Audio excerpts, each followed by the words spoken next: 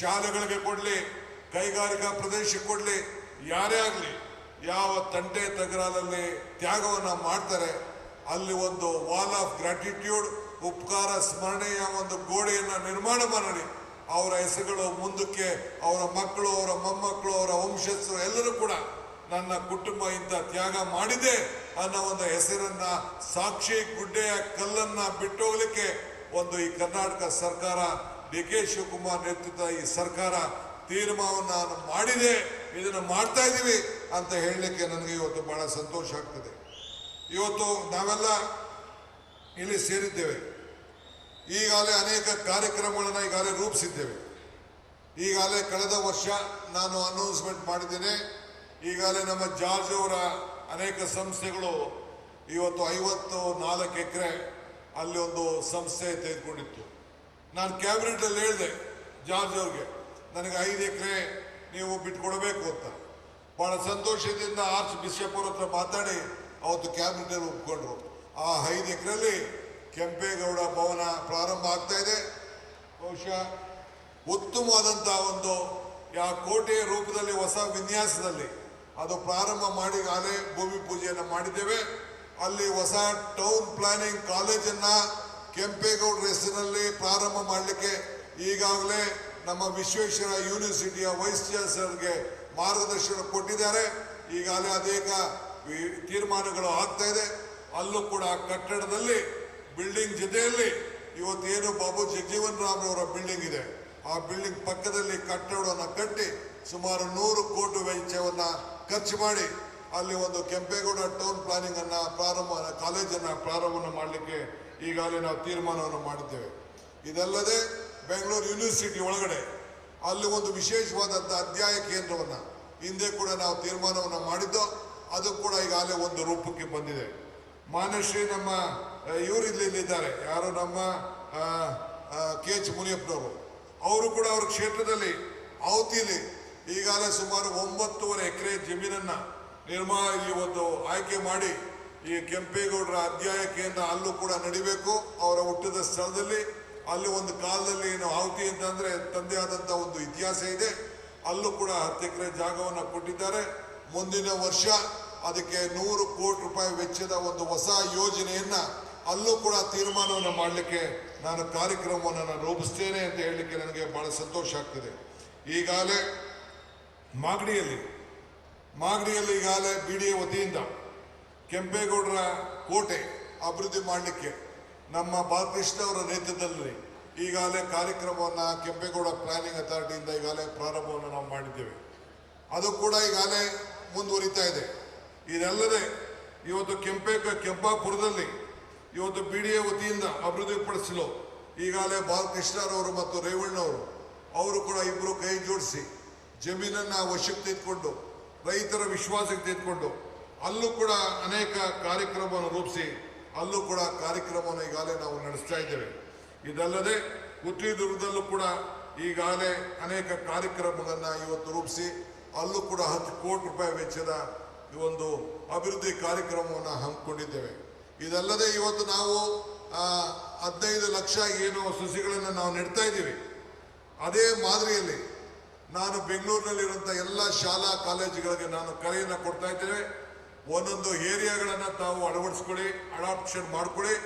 ನೀವು ಯಾರ್ಯಾರು ಉತ್ತಮವಾಗಿ ಪ್ರತಿಯೊಂದು ಮಕ್ಕಳು ಅವರ ಹೆಸರಿನಲ್ಲಿ ಯಾರು ಒಂದು ಗಿಡ ನೆಡೆಸುವಂಥ ಕಾರ್ಯಕ್ರಮವನ್ನು ನೀವು ರೂಪಿಸ್ತೀರಿ, ಸರ್ಕಾರದ ವತಿಯಿಂದ ಬೆಂಗಳೂರು GBA ವತಿಯಿಂದ ಇವತ್ತು ಪ್ರತಿಯೊಂದು ಶಾಲೆಗೂ ಕೂಡ ಯಾರು ಇದರ ಜವಾಬ್ದಾರಿಯನ್ನು ತೆಗೆದುಕೊಂಡಿದೆ ನಿಮ್ಮಲ್ಲಿ ಕಾಂಪಿಟೇಷನ್ನ ನಿರ್ಮಾಣವನ್ನು ಮಾಡಿ ನಿಮಗೂ ಕೂಡ ಪ್ರೈಸನ್ನು ಕೊಡಲಿಕ್ಕೆ ಈ ಒಂದು ಹೊಸ ಕಾರ್ಯಕ್ರಮವನ್ನು ಹಸಿರು ಕರ್ನಾಟಕ, ಹಸಿರು ಬೆಂಗಳೂರಾಗಿ ನಿರ್ಮಾಣವನ್ನು ಮಾಡಲಿಕ್ಕೆ ಒಂದು ವಿಶೇಷವಾದಂಥ ಕಾರ್ಯಕ್ರಮವನ್ನು ಸರ್ಕಾರ ರೂಪಿಸ್ತದೆ ಅನ್ನೋ ಮಾತನ್ನು ಈ ಸಂದರ್ಭದಲ್ಲಿ ಹೇಳಲಿಕ್ಕೆ ನಾನು ಬಯಸ್ತಾ ಇದ್ದೇನೆ.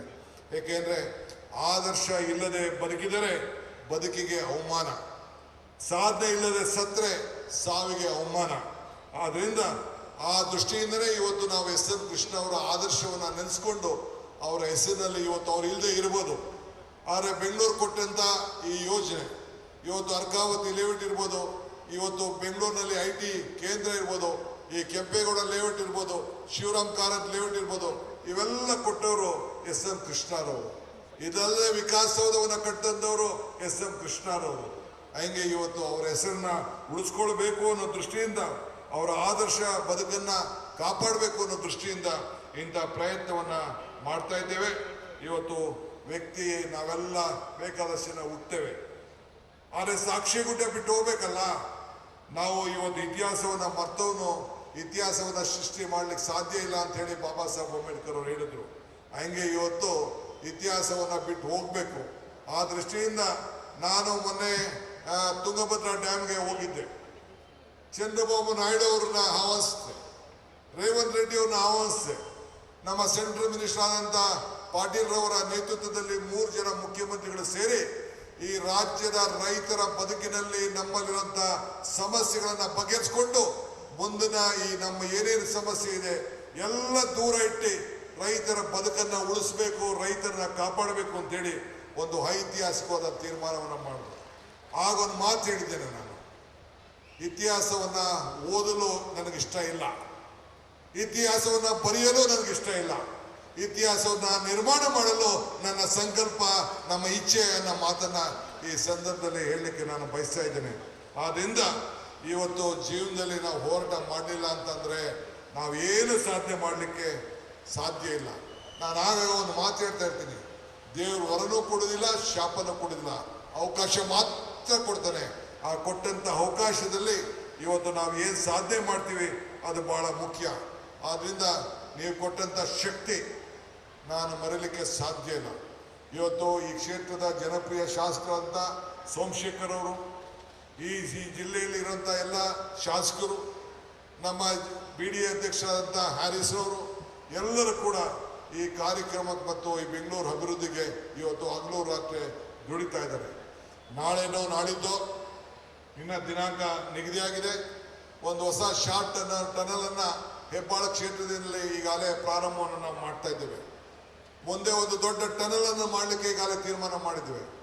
1.5 ಲಕ್ಷ ಕೋಟಿ ರೂಪಾಯಿಯನ್ನ ಬೆಂಗಳೂರಿಗೆ ಅಭಿವೃದ್ಧಿಯನ್ನು ಮಾಡಿ ಇಡೀ ವಿಶ್ವದ ಜನ ಏನು ಬೆಂಗಳೂರನ್ನ ನೋಡ್ತಾ ಇದ್ದಾರೆ, ಏನು ಟ್ರಾಫಿಕ್ ಬಗ್ಗೆ ಏನು ಚಿಂತೆಯನ್ನು ಮಾಡ್ತಾ ಇದ್ದಾರೆ, ಈ ಟ್ರಾಫಿಕ್ಗೆ ಹೊಸ ರೂಪವನ್ನು ಕೊಡಬೇಕು ಅನ್ನೋ ದೃಷ್ಟಿಯಿಂದ ಬೆಂಗಳೂರಿಗೆ ಒಂದು ಹೊಸ ಟ್ರಾಫಿಕ್ ವಿಚಾರದಲ್ಲಿ ಒಂದು ಹೊಸ ಕಮಿಷನರೇಟ್ ಅನ್ನು ಮಾಡಿ ಆ ಟ್ರಾಫಿಕ್ ಅನ್ನ ಪಾಲನೆಯನ್ನು ಮಾಡಲಿಕ್ಕೆ ಒಂದು ದೊಡ್ಡ ಅಧಿಕಾರಿಗಳ ತಂಡವನ್ನೇ ಕೂಡ ನಿರ್ಮಾಣವನ್ನು ಮಾಡಲಿಕ್ಕೆ ಈಗಾಗಲೇ ಕಾರ್ಯಕ್ರಮವನ್ನು ಕೂಡ ಈಗಾಗಲೇ ನಾನು ರೂಪವನ್ನು ನಾನು ಮಾಡ್ತಾ ಇದ್ದೇನೆ. ಏನು ಜನ ಈ ನನ್ನ ಮೇಲೆ ಏನು ಅಪಾರವಾದಂಥ ವಿಶ್ವಾಸವನ್ನು ನೀವೆಲ್ಲ ಏನು ಇಟ್ಟಿದ್ದೀರಿ, ಆ ವಿಶ್ವಾಸವನ್ನು ಉಳಿಸ್ಕೊಂಡು ಹೋಗ್ತೇನೆ. ಪ್ರೀತಿ ವಿಶ್ವಾಸ ಇರಲಿ. ಎಲ್ಲೂ ಕೂಡ ಎಲ್ಲಿ ಶ್ರಮ ಇದೆ ಅಲ್ಲಿ ಫಲ ಇಲ್ಲ. ಯಾವ ಭೂಮಿ ಕೂಡ ಹೊಲ ಉಳಿದೆ ಹೊಲ ಜಮೀನು ಮಟ್ಟ ಆಗ್ಲಿಕ್ಕೆ ಸಾಧ್ಯ ಇಲ್ಲ. ಹಂಗೆ ಪ್ರತಿಯೊಬ್ಬರು ಕೂಡ ನಾವು ರೈತರ ಮಕ್ಕಳು. ಈ ಭೂಮಿಯನ್ನು ಕಳ್ಕೊಂಡವ್ರ ಬಗ್ಗೆ ನಮಗೆ ವಿಶ್ವಾಸ ಇದೆ, ಈ ಭೂಮಿ ಕಳ್ಕೊಂಡಂಥವ್ರ ಬಗ್ಗೆ ನಮಗೆ ಅರಿವಿದೆ. ಆದರೆ ಯಾರೋ ತ್ಯಾಗ ಮಾಡಬೇಕಲ್ಲ, ಆ ತ್ಯಾಗ ಮಾಡಲಿಲ್ಲ ಅಂತಂದ್ರೆ ಈ ಕೆಂಗೇರಿ ಟೌನ್ ಹೆಂಗಾಯ್ತು, ಈ ಯಲಹಂಕ ಟೌನ್ ಹೆಂಗಾಯ್ತು, ಈ ನಮ್ಮ ಪರಮೇಶ್ವರ್ ಅವರು ಬೆಂಗಳೂರಿನಲ್ಲಿ ಟೌನ್ಶಿಪ್ ಮಾಡೋ ಇದನ್ನ ತುಮಕೂರಿನಲ್ಲಿ ಟೌನ್ಶಿಪ್ ಮಾಡಬೇಕು, ಹೊಸ ಬೆಂಗಳೂರು ಆಗಬೇಕು ಅನ್ನೋದನ್ನು ಅವ್ರು ಕರೀತಾ ಇದ್ದಾರೆ. ಅದು ಭೂಮಿ ಅಲ್ವೇ? ಆದ್ರಿಂದ ಈ ಸಂದರ್ಭದಲ್ಲಿ ನಾನು ಹೆಚ್ಚಿಗೆ ಬೇರೆ ವಿಚಾರಗಳನ್ನ ಮಾತಾಡಕ್ಕೆ ಹೋಗೋದಿಲ್ಲ. ಬೇರೆ ಸಂದರ್ಭದಲ್ಲಿ ವಿಚಾರವನ್ನು ತಿಳಿಸ್ತೇನೆ. ಈ ದೇಶಕ್ಕೆ ಇಡೀ ದೇಶ ಭಾರತ ಇಡೀ ಬೆಂಗಳೂರು ನಗರವನ್ನು ನೋಡ್ತಾ ಇದೆ.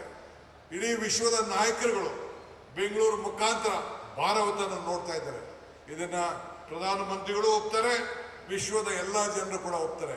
ಇದು ಬೆಂಗಳೂರು ನಿಮ್ಮ ನಗರ ಅಲ್ಲ, ನನ್ನ ನಗರ ಅಲ್ಲ, ವಿಶ್ವದ ನಗರ ಅನ್ನೋದನ್ನ ಯಾರು ಕೂಡ ಮರಲಿಕ್ಕೆ ಸಾಧ್ಯ ಇಲ್ಲ.